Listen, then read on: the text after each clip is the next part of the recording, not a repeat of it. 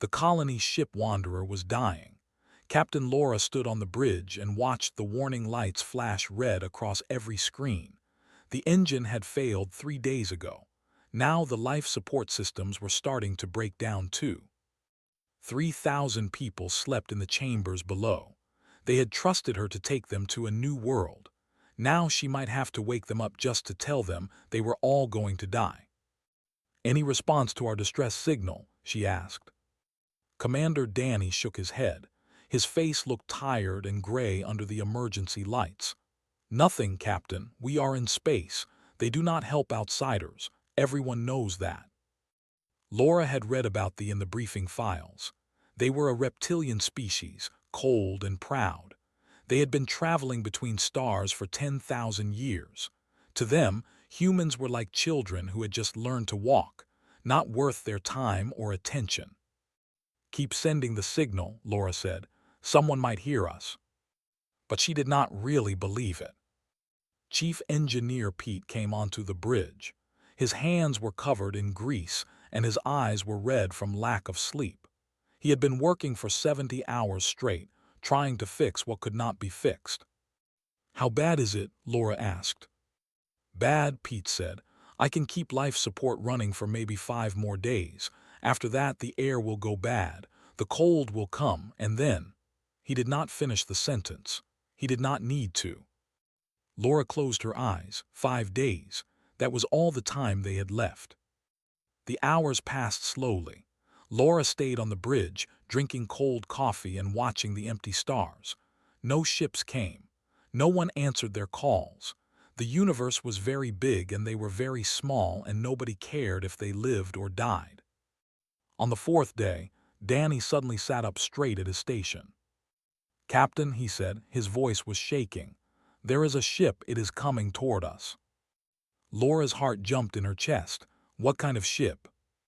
"Design, a merchant vessel, small, maybe crew of 20. "Are they responding to our signal?" Danny listened to his headset.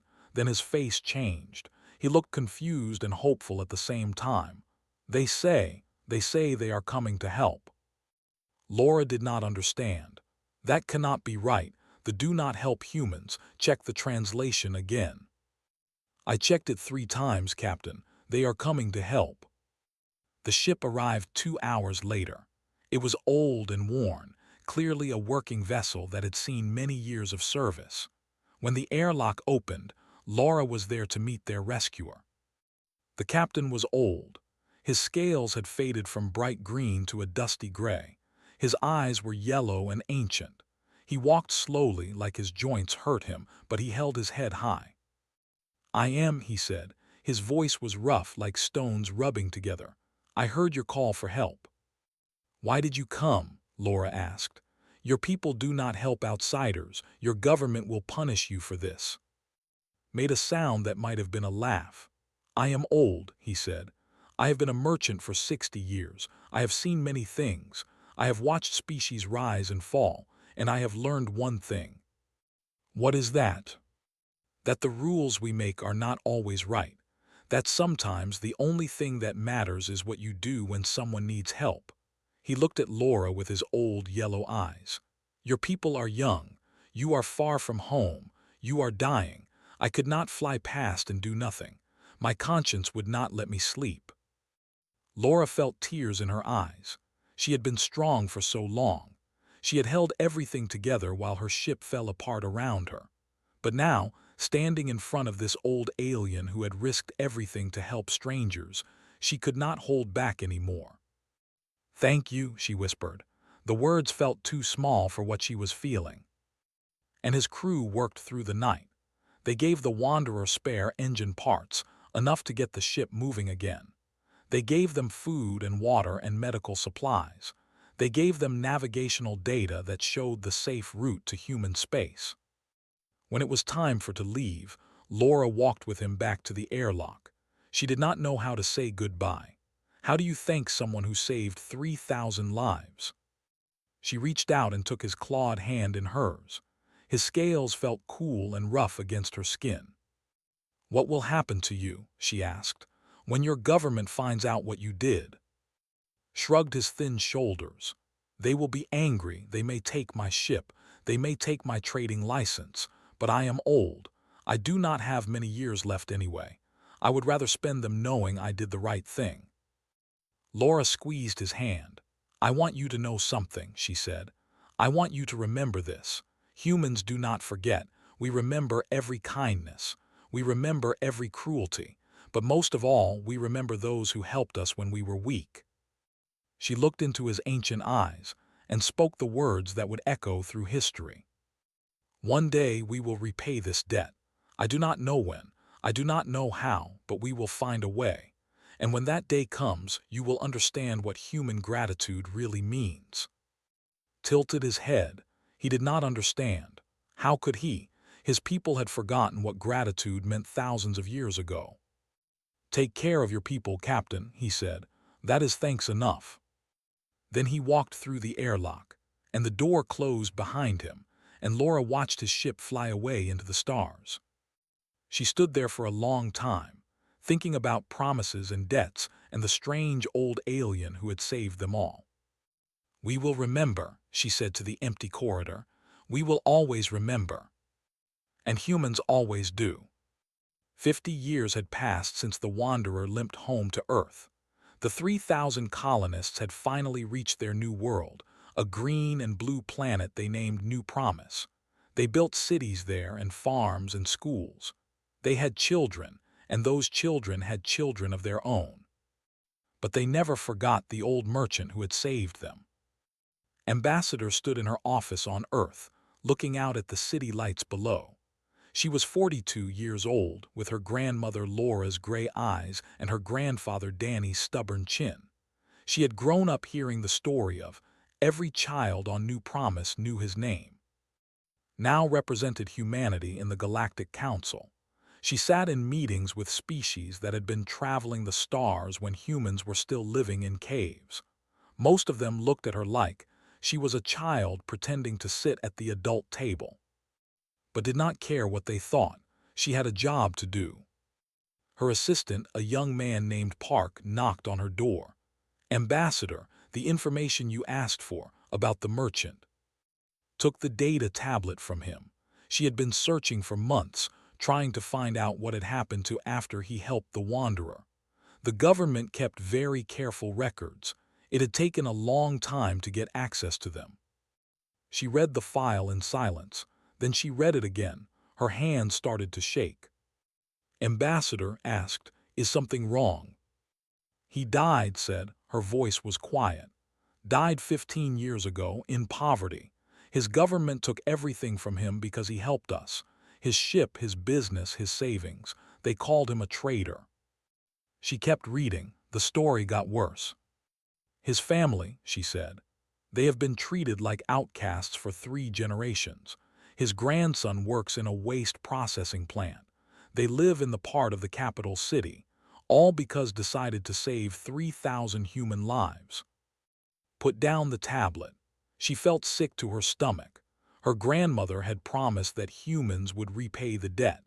But while humanity grew stronger, his family had suffered for their ancestors' kindness. Find him, she said to Fine's grandson. His name is I want to meet him. It took 3 weeks to arrange the meeting. The government did not want to let leave the planet. They were embarrassed by the whole situation, but was persistent. She made it clear that humanity considered this a matter of honor. Finally arrived on New Promise. He was younger than had expected, about her age with the same faded green scales as his grandfather, but his eyes were different. They were tired and suspicious. Life had not been kind to him. "Why did you bring me here?" he asked. "What do you want from me?" Led him to a large room in the government building. It was filled with people, thousands of them, the descendants of the Wanderer colonists. "We want to say thank you," said. 50 years ago, your grandfather saved our grandparents. He saved us. Without him, none of us would be here." Looked at the crowd. He did not understand. "My grandfather's act brought shame to my family. We have been punished for it all my life. Why would you thank me for that?"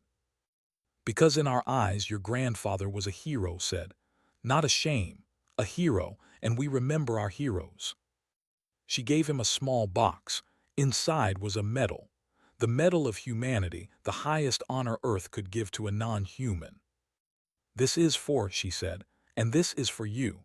She handed him a folder of documents. "A house on New Promise, a position at our university teaching young humans about culture, full citizenship if you want it, a new life." Stared at the papers, his hands were shaking. "Why?" he asked again. "I do not understand why you would do this." Smiled. It was her grandmother's smile, warm and fierce at the same time. "Because humans do not forget," she said.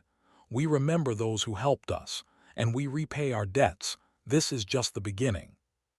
Meanwhile, far away in space, something dark was brewing. The hegemony, a powerful empire that bordered territory, had begun making demands. They wanted access to valuable mining systems. The refused. Admiral, commander of Earth's growing fleet, showed the intelligence reports. "They are building up forces on the border," he said. "It looks like they are preparing for war." "Will the Galactic Council help asked. Shook his head. "No, they have no allies. They spent 10,000 years pushing everyone away. Now when they need friends, they have none." Looked out the window at the stars. Somewhere out there, a species that had given them nothing was about to face destruction. A species that had scorned humanity for being young and weak. A species that had punished one of their own for showing kindness. But also a species that had produced one good soul in a cold civilization. "Keep watching," she told, "and keep our fleet ready." Ready for what? Thought about her grandmother's promise. She thought about dying alone and poor because he had done the right thing. She thought about finally free from his family's shame. "Ready to remember," she said. The old had saved them when no one else would. Now it might be time for humanity to return the favor. And when humans decide to repay a debt, they do not do it halfway. The war came faster than anyone expected. The Armada swept across the border like a storm, destroying everything in its path. Defense stations burned. Colony worlds fell silent. The proud reptilian species, who had spent 10,000 years believing they needed no one, suddenly found themselves alone and dying.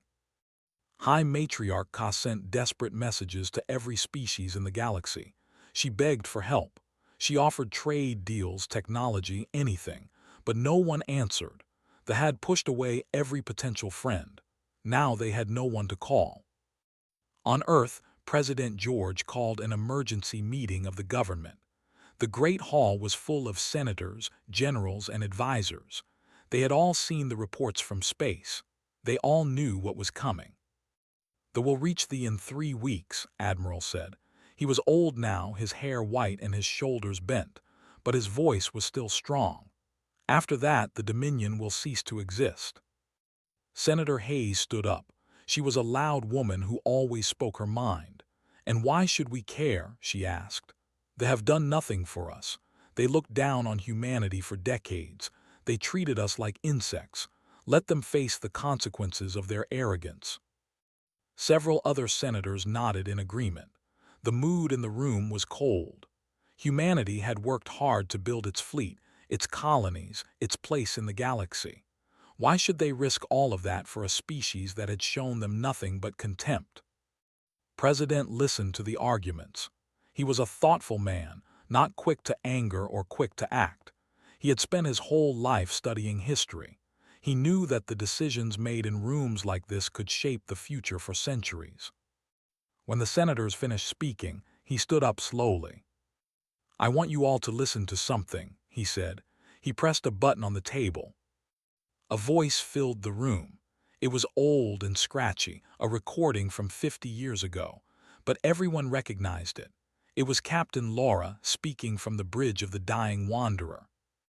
"One day we will repay this debt," her voice said. "I do not know when, I do not know how, but we will find a way. And when that day comes, you will understand what human gratitude really means." The recording ended. The room was silent. 50 years ago," President said, One broke the rules of his own people to save 3,000 human lives. His government punished him for it. His family suffered for generations. But he did it anyway because he believed it was right. He looked around the room, meeting every eye. Now I ask you, what kind of species do we want to be? Do we want to be like the old government, cold and proud and alone? Or do we want to be the species that keeps its promises?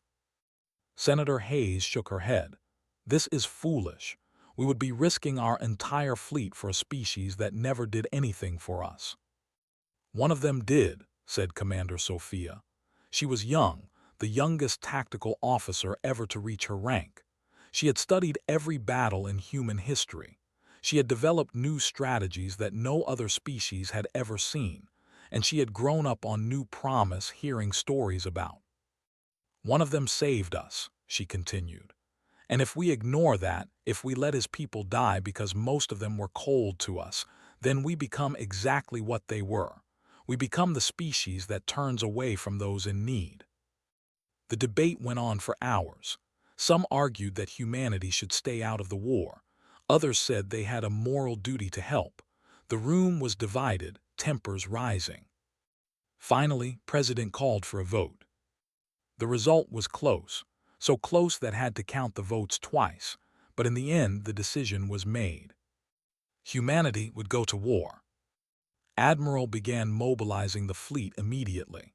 Every combat ship Earth had, 400 vessels in total, was ordered to prepare for departure. It was everything humanity had built in 50 years of space travel, their entire military strength. Some people called it madness. They had 800 ships. They had barely 100 left. Even with human help, they would be badly outnumbered. But Commander had a plan. The fight like every other species in the galaxy, she explained to the assembled captains. They form lines. They exchange fire. They use the same tactics that have worked for thousands of years. She pulled up holographic displays showing battle formations. But humans learned to fight differently. On Earth, we were always fighting ourselves. We developed tactics that no alien species has ever seen. Coordination, teamwork, sacrifice plays that let smaller forces defeat larger ones. She smiled, and there was something fierce in her eyes. They think this will be easy. They are wrong. 3 days later, the human fleet jumped to faster-than-light speed and headed for space. On the flagship, a heavy cruiser called the Promise, Admiral stood on the bridge. Beside him was who had asked to come along. He wanted to see what would happen when humans finally kept their grandmother's promise. "Are you afraid?" asked. "Thought about it?" "Yes," he admitted. "We are going against a bigger force far from home to save a species that never helped us. Any sensible person would be afraid." "Then why are you doing it?" The old admiral smiled.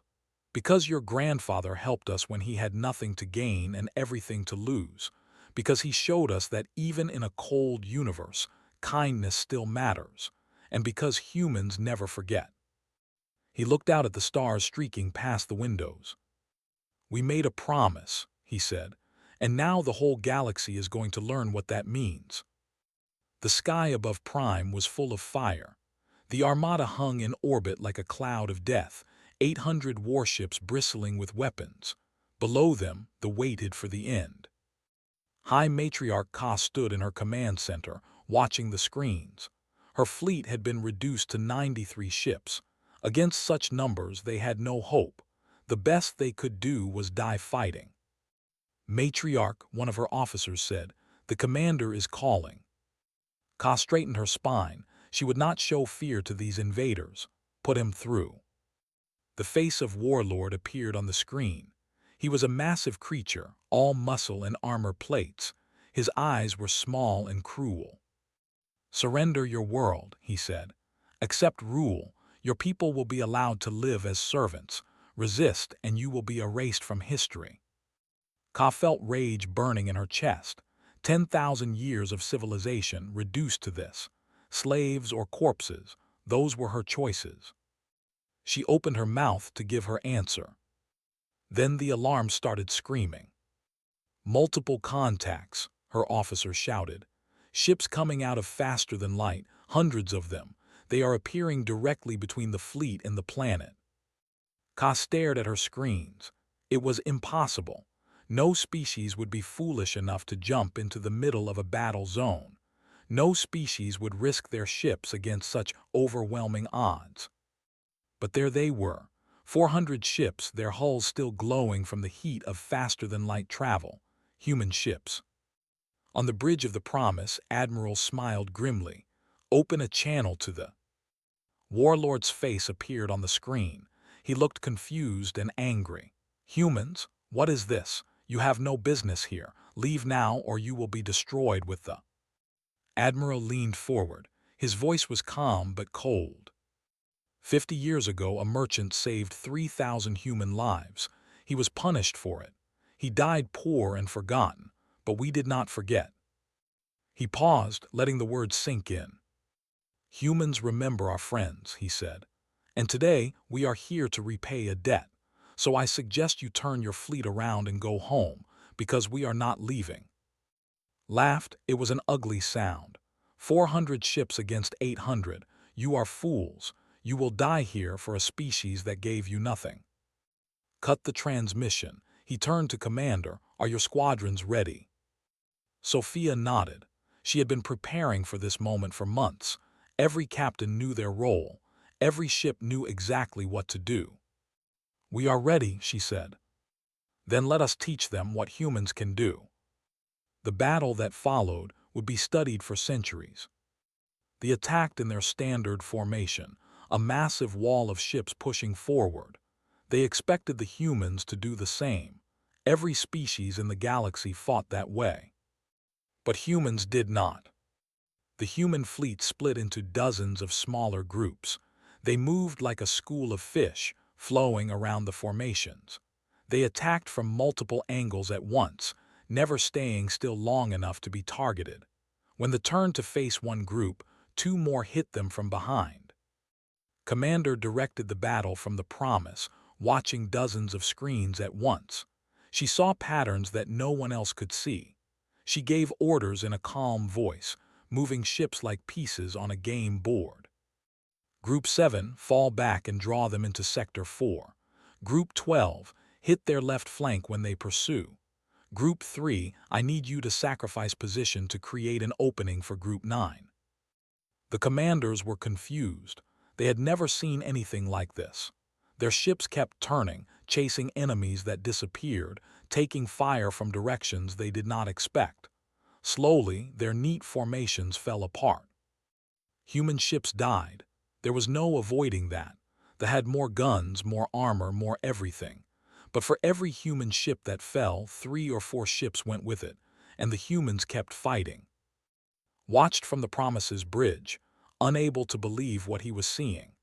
These humans, these young, primitive humans, were tearing apart an empire that had conquered a dozen species.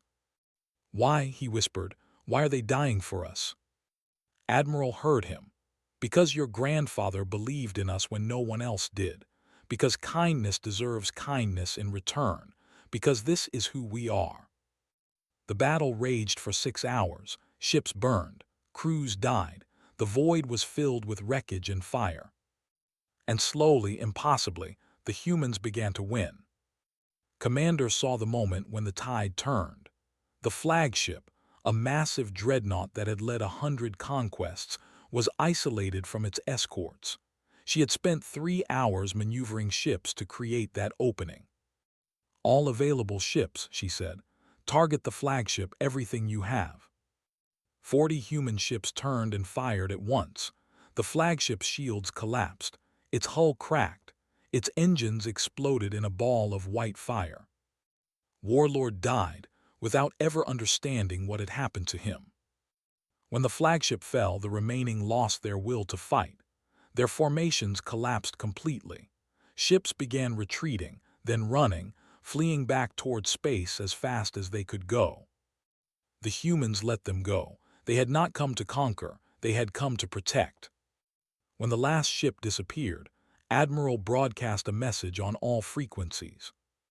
This is Admiral of the United Earth Fleet. Let this be a lesson to anyone watching. Humans remember those who helped us. We remember our friends, and we will cross the galaxy to repay our debts. He paused, and his voice grew harder. We also remember those who hurt us. Remember that too. On Prime, High Matriarch Ka stood in silence, tears running down her scaled face. She had been ready to die. She had been ready to watch her entire species be enslaved.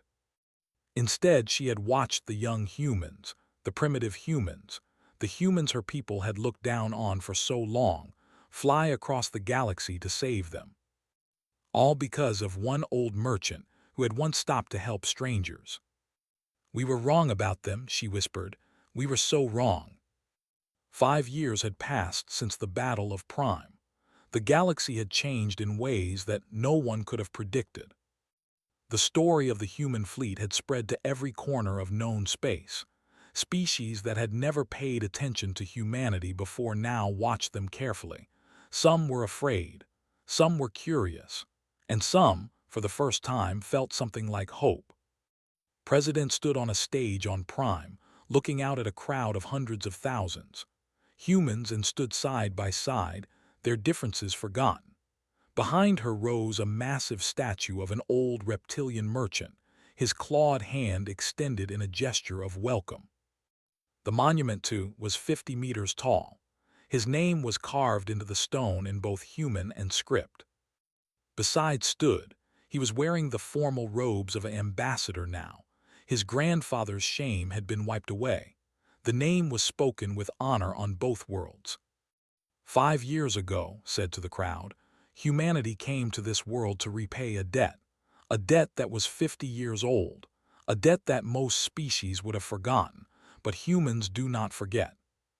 She paused, looking at the faces before her, human faces and faces all listening.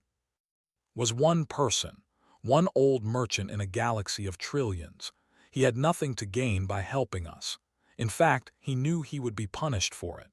But he helped anyway because he believed it was right, because he believed that kindness matters even in the cold emptiness of space. Her voice grew stronger. He was right. Kindness does matter. It matters more than weapons or wealth or power, because kindness creates bonds that last for generations. Kindness creates alliances that cannot be broken. Kindness creates a future where species work together instead of fighting each other. She turned to address not just the crowd, but the cameras that were broadcasting her words across the galaxy. To all the species watching this today, I want you to understand something about humans. We do not help others because we expect reward. We do not form alliances because we want something in return. We help because that is who we choose to be. We remember because forgetting would make us less than what we are.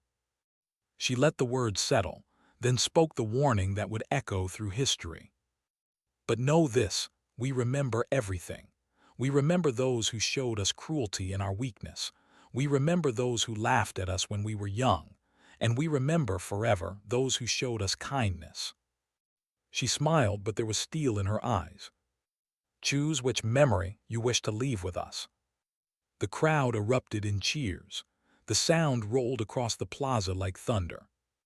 After the ceremony, met with delegations from a dozen different species. Some came to establish trade agreements. Some came to discuss military cooperation. But one delegation was different. They were called a quiet species from the far edge of the galaxy. Their ambassador was small and gray, with large black eyes that seemed to hold deep sadness. "President," the ambassador said, "we have watched what you did we have studied your history, and we have found something." He handed her a data tablet. On it was a record from 70 years ago. A small trading vessel had encountered a human research ship stranded in empty space. The captain had provided supplies and navigational assistance before continuing on his way. He had never reported the incident. He had never expected anything in return. "We do not know if this matters to you," the ambassador said quietly, But we wanted you to know. Our people helped yours once long ago. Read the record. The human ship had been the Pioneer, a science vessel that had gotten lost during the early days of exploration. 12 crew members. They had all made it home safely because of a captain whose name was barely recorded in the logs. She looked up at the ambassador and smiled. It was the smile she had inherited from her grandmother, warm and fierce at the same time. "What was the captain's name?" she asked. "He died many years ago, but his family still lives." Nodded slowly. "Then I think we have a lot to talk about, and I think the family of is about to receive some very good news." The ambassador's eyes widened. You would honor a debt that old for such a small kindness." "There is no such thing as a small kindness," said. "Every act of help, every moment of compassion matters, and we remember them all." That night stood alone on the balcony of her guest quarters, looking up at the unfamiliar stars. Somewhere out there, other species were watching, wondering what this strange young species called humanity would do next. She thought about her grandmother Laura, who had made a promise to an old alien merchant so many years ago. She thought about who had died alone and poor but whose name would now be remembered forever. She thought about all the small kindnesses scattered across the galaxy, waiting to be repaid. And she thought about the future, a future where species might start treating each other better, not because they were forced to, but because they had seen what happens when you show kindness to humans. The galaxy was changing, not through war or conquest, but through the simple, powerful force of gratitude remembered and repaid. Joined her on the balcony. They stood together in comfortable silence for a long moment. "My grandfather could never have imagined this," he said finally. "He just wanted to help some stranded travelers. He never thought it would change everything." "That is how it works," said. "One act of kindness leads to another. One memory leads to 1,000 more. Before you know it, the whole galaxy is different." She looked at him and smiled. "Your grandfather shook the worlds. He just did not live long enough to see it. But we made sure the universe would never forget his name." Across the galaxy, species old and young were looking at humans in a new way, not as primitives to be ignored, not as threats to be feared, but as something new, something different. A species that remembered. A species whose thankfulness could shake worlds. And somewhere, in whatever place, good souls go when they die, an old reptilian merchant with faded scales smiled, finally understanding what the human captain had meant all those years ago. Humans do not forget. They never do. The end.